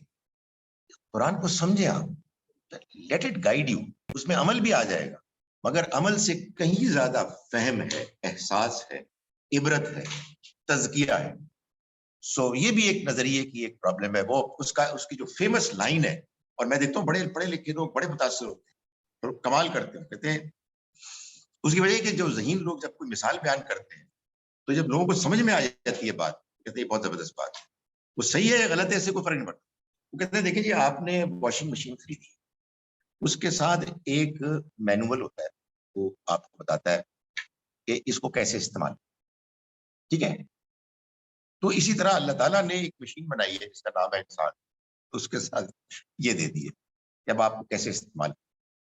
مثال اتنی زبردست ہوتی ہے، لوگ کہتے ہیں وہ لوگ بیان کرتے ہیں. اچھا، میں نے دیکھا ایک مرتبہ ذہن کے اندر کوئی چیز گھس جائے، اس کو نکالنا بہت مشکل ہوتا ہے. وہ میرے دوست سنا رہے تھے کہ وہ کہتے ہیں کہ لکھا ہے انہوں نے، مشتاق احمد یوسفی صاحب نے، کہ میرے ساتھ پرابلم یہ تھی کہ جو نمبر 8 تھا وہ مجھے لگتا تھا میرے لیے ان لکی نمبر. تو میں نے کوشش کی کہ میں اپنے آپ کو سمجھاؤں کہ نہیں، یہ ٹھیک نہیں ہے. تو کہتے ہیں کچھ دیر کے بعد میں نے محسوس کیا کہ نہیں، یہ میں نہیں سمجھا سکتا. اس کی وجہ یہ ہے کہ جو بات جائے گی، بغیر جائے گی، اس کو دلیل بار کیسے نکال سکتے، کیونکہ وہ دلیل کے بغیر گئی ہے. آپ دلیل کے ذریعے اس کو نکال لیں، وہ نکل نہیں سکتی. تو اسی طرح سے لوگ متاثر ہوتے ہیں بعض لوگوں سے، بعض مثالیں ان کو بڑی اچھی لگتی ہیں، بعض تقریریں ان کو بڑی اچھی لگتی ہیں، اس کے بعد یہ پرابلم پیدا ہو جاتی ہے. لیکن بہرحال یہ ایک حقیقت ہے کہ قرآن مجید کو ہدایت کے لیے پڑھنا چاہیے، اور قرآن کو اس کا موقع دینا چاہیے کہ وہ ہمیں گائیڈ کرے. آخری بات میں گزارش کر رہا ہوں کہ قرآن مجید کی 2 آیات کے حوالے سے ایک بڑی غیر معمولی چیز یہ کی ہے اللہ تعالیٰ نے کہ تزکیہ، ایمان اور عمل، ان کا ریلیشن شپ واضح ہوا ہے. یہ میں 2 آیات کے حوالے سے آپ کو بتا رہا ہوں. اس میں ایک قرآن کا جو سٹائل ہے وہ بھی بڑا غیر معمولی ہے. وہ بھی سمجھ میں اگر آ جائے تو بہت سی قرآن کے انڈرسٹینڈنگ کے مشکلات حل ہوتی. ایک آیت ہے جس کو میں بار بار بیان کرتا ہوں، آدمی کی مجبوری ہے، جو بات آدمی کو سمجھ میں آتی ہے وہی بیان کرتا ہے بار بار، اور دیکھتا ہے کہ یہ وہی لوگ ہیں تو میں نے بتائی، ورنہ آدمی تھوڑا شرمندہ ہوتا. سورہ یونس ہے، سورہ نمبر 10، اس کی آیت نمبر 100 ہے، جس میں اللہ تعالیٰ نے یہ بتایا ہے کہ ایمان کیسے ملتا ہے. امپورٹنٹ آیت نا، ایمان کیسے ملتا ہے. اللہ تعالیٰ فرماتے ہیں کہ وما کان لنفس ان تؤمن، کسی نفس یعنی کسی انسان کے لیے یہ ممکن نہیں ہے کہ وہ ایمان لائے. الا باذن اللہ، اللہ کی مرضی. وَيَجْعَلُ الرِّجْسَ عَلَى الَّذِينَ لَا يَعْقِلُونَ، اور وہ گندگی پھیلا دیتا ہے ان لوگوں کے جو عقل سے کام نہیں لیتے. اس آیت کو ذرا ریورس آرڈر میں سمجھیں، دو حصے ہیں اس کے. اللہ تعالیٰ یہ فرما رہے ہیں کہ جو لوگ عقل سے صحیح کام نہیں لیتے ان کے اوپر گندگی پھیل جاتی، اخلاقی گندگی، جھوٹ کی گندگی، دھوکے کی گندگی، لوگوں کو ستانے کی گندگی، الزام تراشی کی گندگی، وعدہ خلافی کی گندگی، یہ پھیل جاتی ہے. جب یہ پھیل جاتی ہے تو پھر ایسے لوگوں کو ایمان نصیب نہیں ہوتا، کیونکہ ایمان اصل میں ایک دعوت ہے کہ جو خارج سے آتی ہے اور انسان کو متاثر کرتی ہے، دل میں جا کے انسان کو اپیل کرتی ہے. راستے میں ایک رکاوٹ کھڑی ہو جاتی ہے، اس کی گندگی. کون سی گندگی؟ اخلاقی گندگی، یہی تزکیہ جس کا ہم ذکر کر رہے ہیں.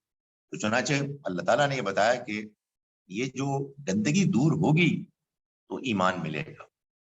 اسی کو ایک دوسری جگہ پر بیان کیا اللہ تعالیٰ نے، سورہ انعام ہے، سورہ نمبر 6، اس کی آیت نمبر 125 میں اللہ تعالیٰ فرماتے ہیں کہ فَمَن يُرِدِ اللَّهُ أَن يَهْدِيَهُ، چنانچہ جس کے بارے میں اللہ یہ ارادہ کرتا ہے کہ وہ اسے ہدایت دے، یشرح صدرہ للاسلام، اس کے سینے کو وہ اسلام کے لیے کھول دیتا ہے.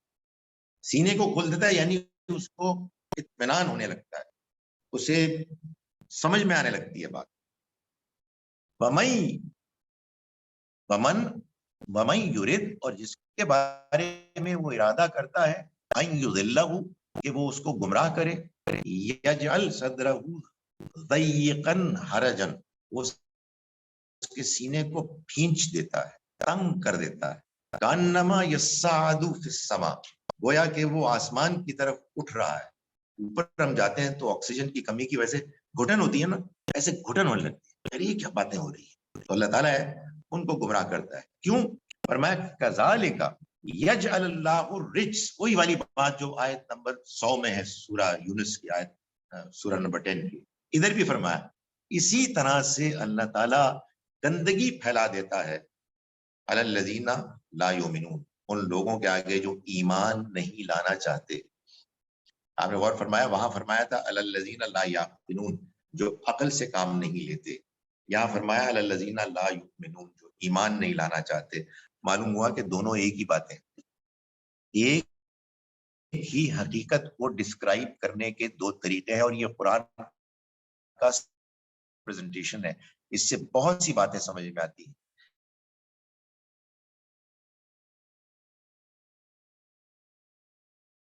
لینے کے جو امپورٹنٹ بات سے متعلق ہے وہ یہ ہے کہ اخلاقی گندگی انسان کے آ جاتی ہے جو اس کو محروم کر دیتی ہے ہدایت سے اور ایمان لانے سے. اور آیت نمبر 125 میں سورہ انعام کی اللہ تعالیٰ نے یہ بھی بتا دیا کہ ہوتا کیا ہے. ہوتا ہے کہ دل بھینچنے لگتا ہے، بندے کی دلچسپی ہی نہیں ہوتی، اس کو گھٹن محسوس ہونے لگتی ہے. یہ کیا باتیں ہو رہی ہیں؟ اور ادھر کیا ہوتا ہے؟ ادھر سینہ کھلتا ہے، ایک اطمینان ہوتا ہے، ایک خوشی مسرت ہوتی ہے. بندہ کہتا ہے یار یہ تو میں I was looking for it, یہی تو چیز ہے جو میں سمجھنا چاہ رہا تھا. بات واضح ہو گئی ہے. اس میں کی کیا ہے، اصل چیز کیا ہے، یہ قرآن نے بیان کیا. اور دیکھیں قرآن کتنا کنسسٹنٹ ہے.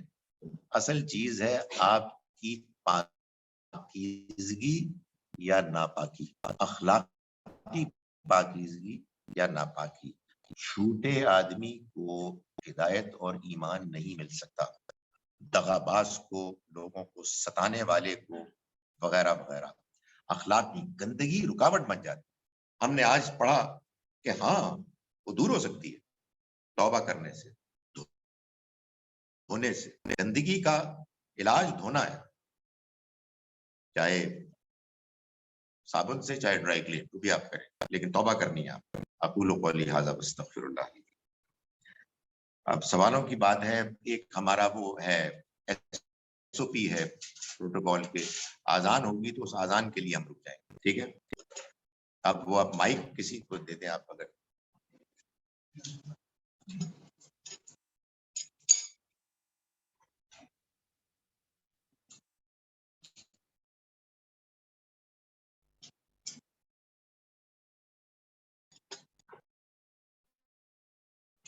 جی اچانک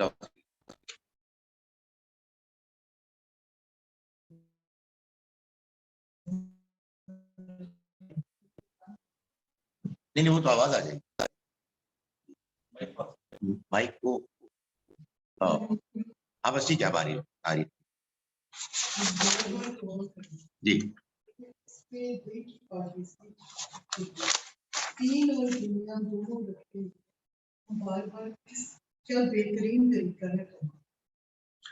دیکھیے, ایک تو یہ بات واضح ہو گئی کہ بار بار توبہ کرنے سے اللہ تعالیٰ نے میرے جیسے کمزور انسان کو ایک ہنٹ دے دی ہے کہ ایک بار نہیں کئی بار, جس کا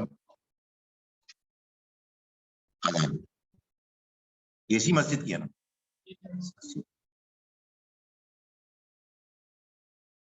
اچھا, ہم کریں گے, اس کے بعد مغرب پڑھیں گے. مغرب عشاء کی اذان سے پہلے مغرب کا ٹائم ہوتا ہے. تو میں یہ گزارش کر رہا تھا اس سوال کے جواب میں کہ یہ بار بار توبہ کرنے کا ذکر اللہ تعالیٰ نے کیا ہے, تو یہ ہم کیسے کر سکتے ہیں.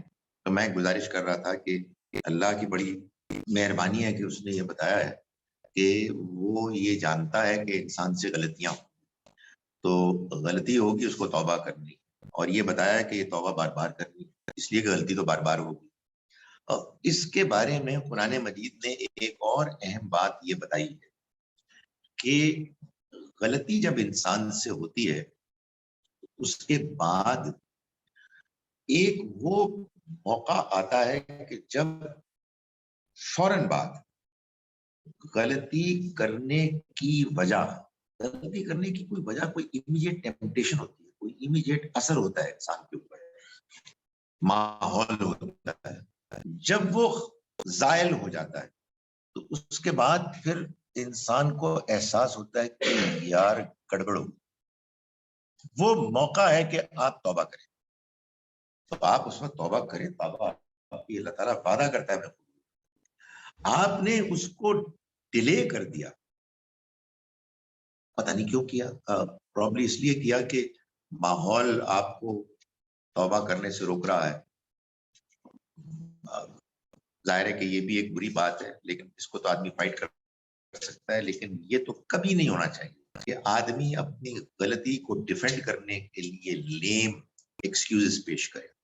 انسان بڑا ذہین ہے, بکواس کرنے کو اس کو بہت کچھ ہے, تو اپنے ذہن کو استعمال کر کے وہ جسٹیفائی کرنا شروع کر دیتا ہے, پھر وہ توبہ سے محروم ہو جاتا ہے.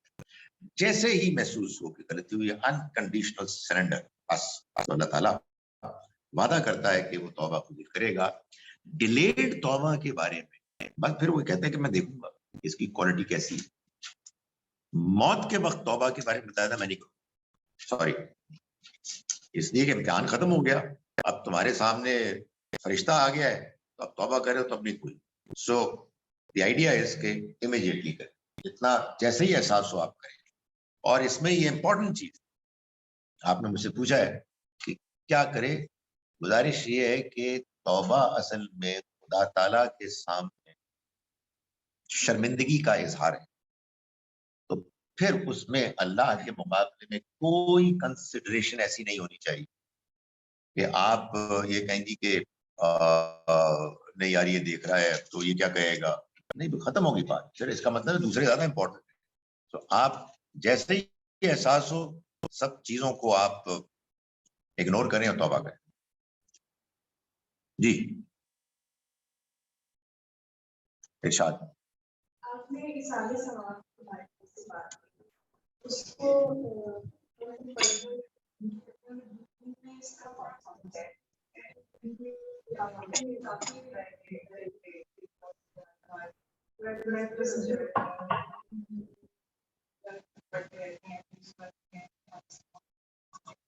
اس کا دین میں کیا پا سکتے ہیں.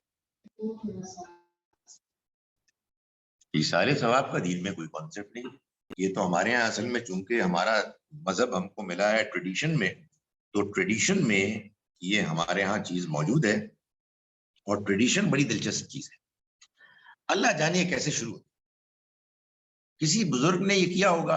اور مجھے تو یہ I am very much clear about it کہ اصل میں چونکہ ہم رہے ہیں ایک طویل عرصے تک ہندوؤں کے ساتھ، ان کے یہاں باقاعدہ یہ کانسیپٹ، تو ہم نے کہا کہ اگر ان کے یہاں تو ہمارے یہاں کیوں نہیں.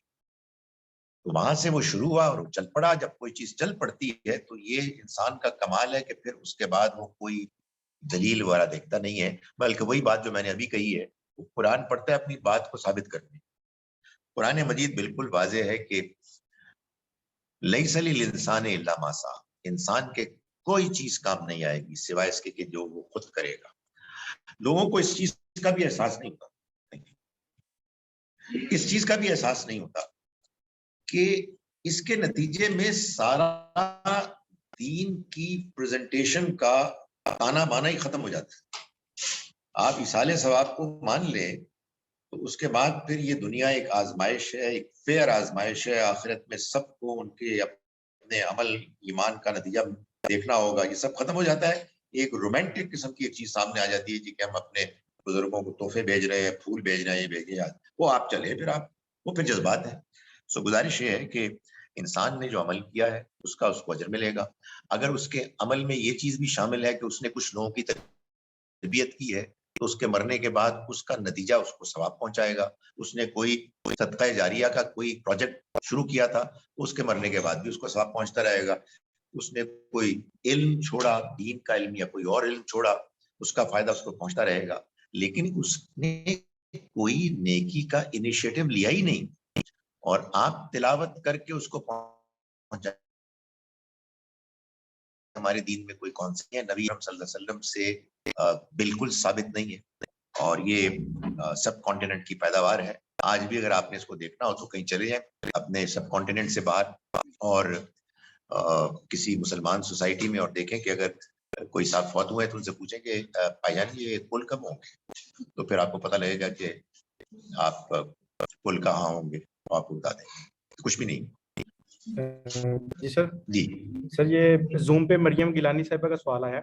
وہ کہہ رہی ہیں کہ اکثر جب مختلف گروہ کے لوگوں سے میری بات ہوتی ہے تو خدا کی ذات پہلے درجے پہ نہیں ہوتی، اس کے بعد میرے دل میں ان کے لیے تنگی پیدا ہو جاتی ہے.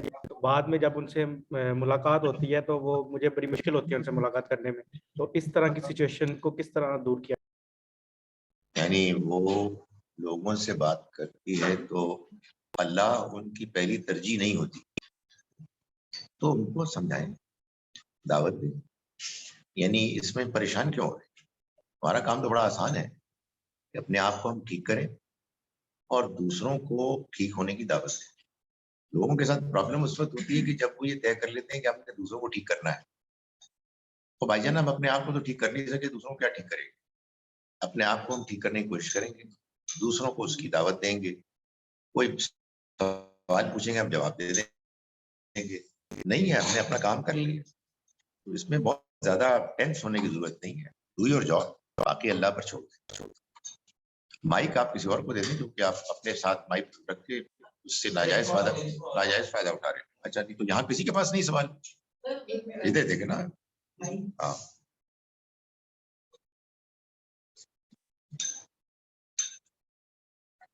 آپ نے جیسے کہا کہ ہماری نماز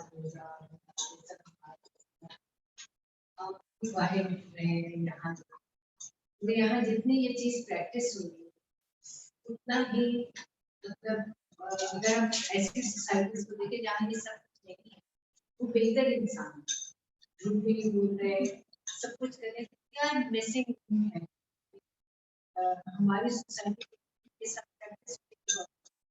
ایک اچھے انسان نہیں بڑا امپورٹنٹ سوال ہے. میرے ذہن میں اس کے دو جوابات ہیں، یعنی اس کے دو پہلو ہیں، اس لیے کہ سوال اصل میں دو ہیں. مسلمان کیوں اچھے انسان نہیں اور بہت سے غیر مسلم کیوں اچھے انسان؟ مسلمان کیوں اچھے انسان نہیں ہیں؟ اگر آپ مجھے اجازت دیں تو انفارچونیٹلی ان کے راستے میں ان کا اپنا دینی کانسیپٹ رکاوٹ ہے. انہوں نے دین کو ایسے سمجھا ہے کہ یہ ان کے لیے اللہ کی طرف سے اعلان ہے کہ اب وہ کامیاب ہوں گے، باقی سب لوگ ناکام. اور یہ جو نماز، روزہ، حج، زکوٰۃ کر کے اللہ تعالیٰ پر احسان کر رہے ہیں، احسان عظیم، اس کے بعد اس نے جنت کی گارنٹی دے دی ہے. باقی یہ جو ہے نا، یہ جھوٹ پھوٹ، یہ معمولی بات. ایک اور کانسیپٹ بھی ہے کہ وزن ہوگا قیامت کے دن، ادھر جھوٹ ہوگا، فراڈ ہوگا، الزام تراشی ہوگی، بدتمیزی ہوگی، گھٹیا پن ہوگا. کوئی بات نہیں، ٹھیک ہے، مانتے ہیں ہم، ایسا نہیں کہتے کہ ہم غلط کام نہیں کر رہے ہیں، لیکن ادھر الحمدللہ نماز، روزہ، حج، زکوٰۃ ایسے ہو جائے، ایسے وزن ہوگا. تو یہ کانسیپٹس ہیں، غلط قسم کے کانسیپٹ. جو کلمہ پڑھتا ہے وہ جنت میں چلا جائے گا، ہماری سفارش ہو جائے گی، جس کے نتیجے میں آپ سے سچ کہتا ہوں کہ دینی کانسیپٹ ہمارے اچھے انسان بننے کے راستے پر رکاوٹ. اور مزید آپ پوچھیں مجھ سے تو کریٹیکل تھنکنگ کی کمی ہم کوشچن بھی نہیں کر سکتے. اس کو دوسرے اینگل سے دیکھیں تو قرآن کو بغیر سمجھ کے پڑھنا. تو یہ سب کچھ مل ملا کے یہ پرابلم ہوئی ہے کہ ہم نے اس دین کو، کہ جو دین آیا ہی تزکیہ کرنے کے لیے تھا، آپ یہ دیکھیے کہ اس کو ایسے سمجھ کے پریزنٹ کیا اور پریکٹس کیا ہے کہ بالکل الٹ ہو گیا ہے. اور یہ خدا کا قانون ہے کہ جب آپ اللہ کے پیغام کو مس یوز کریں گے تو آپ بدترین مخلوق بنے، انسانوں میں سے سب سے بدتر ہوئی. اس لیے کہ وہ چیز کہ جس کے اندر پوٹینشیل تھا کہ وہ آپ کو اٹھائے اور بہترین بنائے، آپ نے اس کو مس یوز کر دیا. آپ اندازہ کریں کتنا گھنونا جرم ہے. اس کے بعد یہ تو ہونا ہی. رہی یہ بات کہ وہ اچھے کیوں ہیں، وہ ہمیں اچھے اس لیے لگتے ہیں کہ وہ ہم سے زیادہ اچھے، اور ہم سے زیادہ اچھے ہیں، اس میں کوئی شبہ نہیں. بھائی بندہ اچھا ہی ہے، یہ تو میں نے بتایا، یہ تو ہمارے غلط مذہبی کانسیپٹس نے ہم کو برا کیا ہے. بھائی آپ سوچیں نا کہ جن لوگوں کو یہ نشہ ہے کہ چونکہ وہ مسلمان پیدا ہو گئے ہیں اس لیے الحمدللہ وہ جنتی ہیں، انہیں آگ نہیں چھوئے گی، اس سے زیادہ کیا خوفناک چیز ہو سکتی ہے؟ اچھا، یہ میں نہیں کہہ رہا، یہ قرآن کہہ رہا ہے. قرآن نے یہ بتایا سورہ آل عمران میں کہ کتاب میں سے بہت سے لوگ ہیں، اگر تم ایک پائی دو، ایک دینار دو، وہ تمہیں واپس نہیں کریں گے سوائے اس کے کہ تم جا کے ان کے اوپر دباؤ ڈالو. اور اس کی وجہ یہ ہے کہ وہ یہ کہتے ہیں کہ ہمیں آگ نہیں چھوئے گی مگر چند دنوں. ان کا بھی کانسیپٹ تھا. تو اس لیے بدترین انسان بننا یہ اس کا لازمی نتیجہ ہے کہ جب آپ اللہ کی طرف سے اتنا وہ پالیں. ان کو اس لیے یہ امکان ملا ہے کہ وہ اچھے انسان ہیں کہ وہ جو نعمتیں ان کو ملی، یعنی عقل اور فطرت، ان کو obviously غلطیاں ہیں ادھر بھی، لیکن ان کو بائی اینڈ لارج انہوں نے ٹھیک طرح سے استعمال. ہم کو ایک تیسری چیز ملی تھی، عقل، فطرت، اور اس پر مزید اللہ کی روشنی. اس روشنی کو ہم نے بالکل الٹ کر کے عقل اور فطرت کی روشنی کو بھی گل. تو اس لیے ڈونٹ بی سرپرائز کہ وہ اچھے ہیں ہم برے ہیں. یہ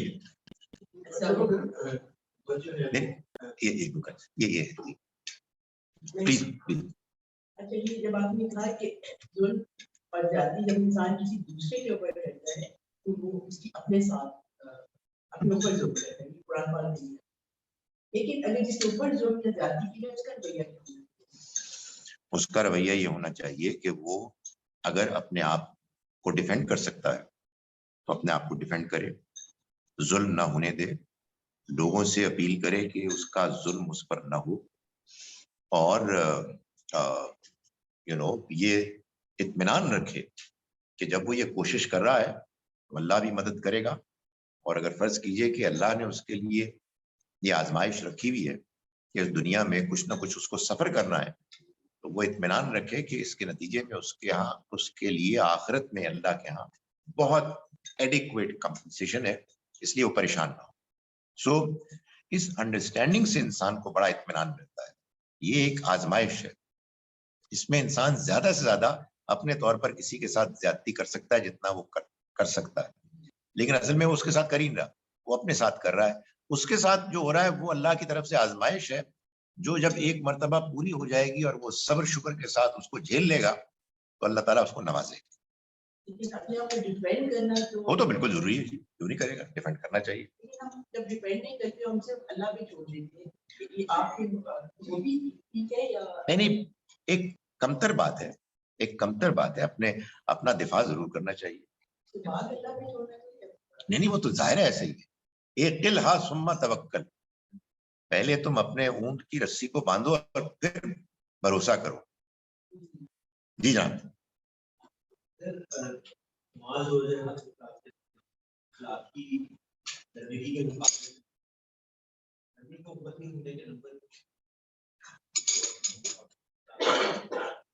देखें, मुझे जो समझ में आई है बात वो ये है कि कभी भी किसी खुदा की तरफ से दी हुई हैसियत के कोई नंबर नहीं होते, सिवाय इसके कि आप खुद उसको अर्न करें। नबी का उम्मती होना आपके लिए एक इम्तिहान है, या आप उसमें कामयाब होंगे या आप उसमें नाकाम। आप कामयाब होंगे तो आपको इसका यकीनन शर्फ का एक वो मिलेगा, एडवांटेज मिलेगा कि आपके सामने एक मौका आया कि आपने अल्लाह की रहनुमाई को पाया और आपने उसके नतीजे में उसकी कदरदानी और फिर उसके नतीजे में आपने अपना तज़किया किया, अपने आप को पाक साफ किया। ये जो हमारे यहाँ कॉन्सेप्ट है जो शायद आपके सवाल में शामिल है कि हम अपने आप को इस बारे में समझें कि हमें फख्र है कि हम उनके उम्मत हैं। ये मैं आपको बताऊं कि हर कौम में कोई ना कोई बड़ा होता है, लीडर, रहनुमा, उसके साथ यही इमोशनल अटैचमेंट, ये उसी सूरत में इफेक्टिव हो कि जो पैगाम आप लेकर आए उस पैगाम के साथ हमारी अटैचमेंट, यानी महज अटैचमेंट माइनस एन अंडरस्टैंडिंग कि जो पैगाम आया है वो क्या कह रहा है। दुनिया में तो शायद इसका कोई नतीजा निकलता है, जाहिर है कि आदमी को एक खास किस्म का एक जज्बाती ताल्लुक महसूस होता है, लेकिन आखिरत में अल्लाह ताला के नजदीक दर हकीकत पैगंबर सल्लल्लाहु अलैहि वसल्लम और तमाम दूसरे पैगंबरों की हैसियत एक रहनुमा की है, हादी की है और अल्लाह के पैगाम को पहुंचाने वाली। वो पैगाम आपने रिसीव नहीं किया ठीक तरह से, कदर नहीं की, तो महज एक कोई हैसियत, बल्कि अभी सवाल के जवाब में मैंने ही बताया उलट हो जाता, इसलिए कि उस अटैचमेंट के बाद दो ही ऑप्शन हैं, न्यूट्रल ऑप्शन नहीं है, या आप नेगेटिव होंगे या पॉजिटिव, या उस पैगाम को आप समझेंगे, उसकी कदर करेंगे, या आप उसकी नाकदरी करेंगे। शायद तीसरी ऑप्शन है, बहुत से मुसलमान होते हैं उनको पता ही नहीं, वो कहते हैं यार हमें नहीं मालूम। है ऐसे बहुत सारे पढ़े लिखे लोग जो कहते हैं कि हम मुसलमान पैदा हुए हैं, हम इंशाल्लाह ईद की नमाज पढ़ेंगे और बाज़ औक़ात ये रोजे भी रखेंगे, मगर इससे ज्यादा कुछ है ही नहीं, बिकॉज उनके पास टाइम ही नहीं है। तो पता नहीं क्या उनका होगा, आई डोंट नो, लेकिन ये चीज हमारे लिए शर्फ है, हमारे लिए कामयाबी का, आगे की बेहतरी का बायस बने। उसकी एक ही शक्ल है कि हम उसकी कदर करें, उसको समझें और उसके मुताबिक अपनी जिंदगी को ढालने की कोशिश करें।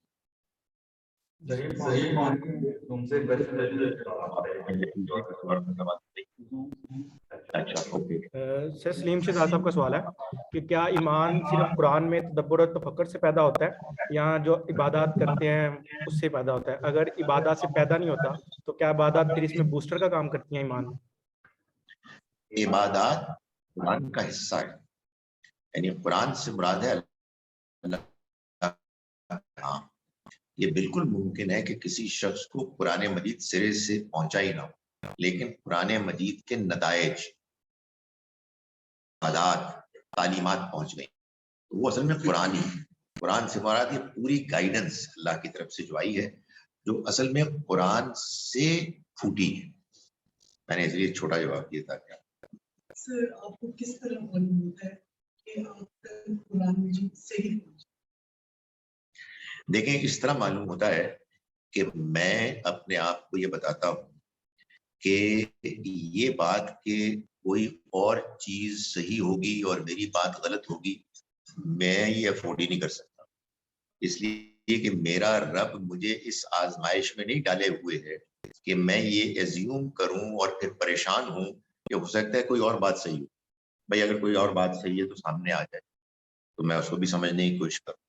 جو میرے حالات، جو میرے پاس معلومات ہے، اس کو میں جب سمجھتا ہوں اور محسوس کرتا ہوں کہ یہ مجھے صحیح لگ رہی تو میرا اطمینان ہوتا ہے. یہ اطمینان میرا جائز اطمینان ہے. اگر میری یہ پالیسی ہے کہ کوئی میرے اطمینان کو جب چیلنج کرے گا تو میں اس کو آنیسٹلی دیانتداری سے سنوں گا اور اس کو اجازت دوں گا کہ میرے اطمینان کو بلڈوز کر. تو جب اس اجازت کے باوجود میرا اطمینان تھوڑا سا ادھر ادھر ہونے کے بعد پھر واپس آ جاتا ہے تو الحمدللہ ٹھیک ہی ہوگا.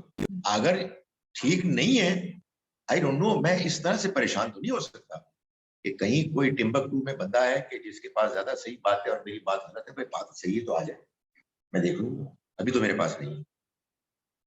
تو اس لیے ہم کو اس طرح کی چیزوں کے بارے میں پریشان نہیں ہونا چاہیے کہ جو چیزیں ہمارے سامنے ہی نہیں. ہماری پالیسی، ہمارا رویہ ٹھیک ہونا چاہیے. جو بات میں آج جانتا ہوں، میں آپ کو پریشان نہیں کرنا چاہتا لیکن میں آپ کو صحیح بتا رہا ہوں، یہ طے شدہ بات ہے. جو بات میں جانتا ہوں اور آپ کو بیان کر رہا ہوں، یہ ساری باتیں صحیح نہیں، لیکن میں جان بوجھ کے آپ کو کوئی غلط بات نہیں بتا رہا. کل کو کوئی مجھے بتا دے گا تو مجھے سمجھ میں آ جائے گی کہ میری بات صحیح نہیں، لیکن میں آج مجبور ہوں کہ جو بات مجھ کو صحیح لگتی ہے وہی میں بیان کروں اور اس بات پر پریشان نہ ہو کہ بھائی میری بات غلط بھی ہو سکتی ہے. بالکل ہو سکتی ہے، بلکہ میں تو اتنا کانفیڈنٹ ہے، مگر I don't know as yet. جب اس کی غلطی سامنے آ جائے گی تو ٹھیک ہو جائے گی. میں آپ لوگوں سے بھی کہتا ہوں کہ اپنے ذہن کو، دل و دماغ کو کھلا رکھیں، قرآن مجید کو پڑھتے رہیں، اپنی انڈرسٹینڈنگ کو ریویو کرتے رہیں، اور یہی اطمینان کا ذریعہ بن سکتی ہے. نماز پڑھیں. چلیے.